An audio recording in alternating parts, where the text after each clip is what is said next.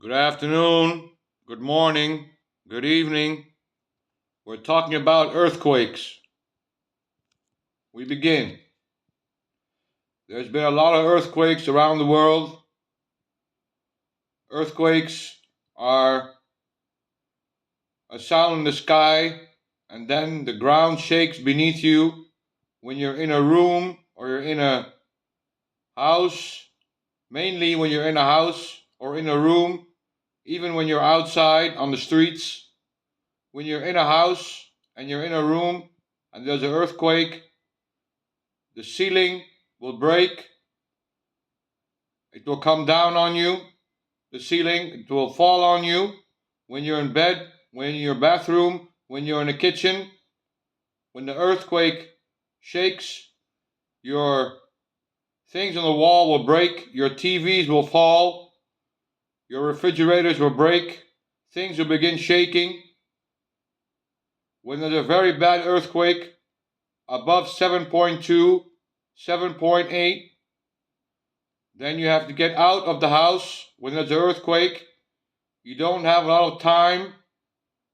The earthquake is very fast. He shakes the earth a couple of minutes and then he vanishes. And there's also aftershocks.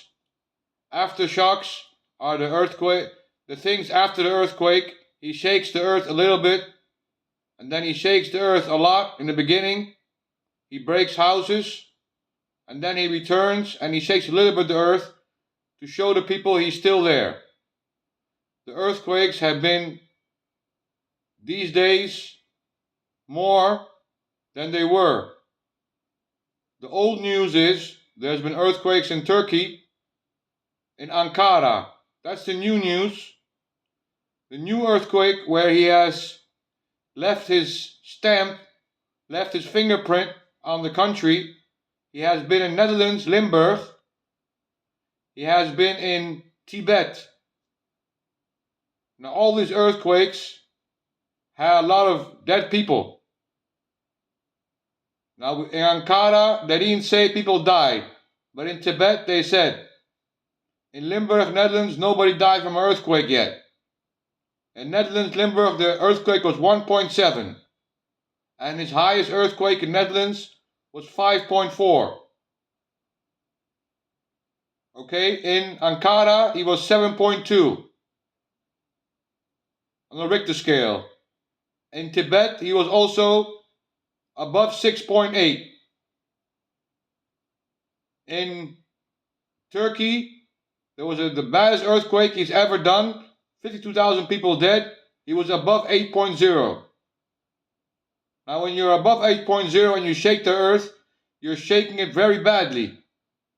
You're using all your earthquake power and you're shaking the earth and the buildings and you're breaking buildings. There was an earthquake in Taiwan. The whole building was broken and it was hanging sideways. Now, there was an earthquake in Japan.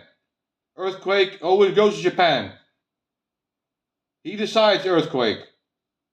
Now, when you've seen all these earthquakes, he keeps returning and he keeps coming back to Earth and he keeps choosing places on Earth to kill people, this earthquake.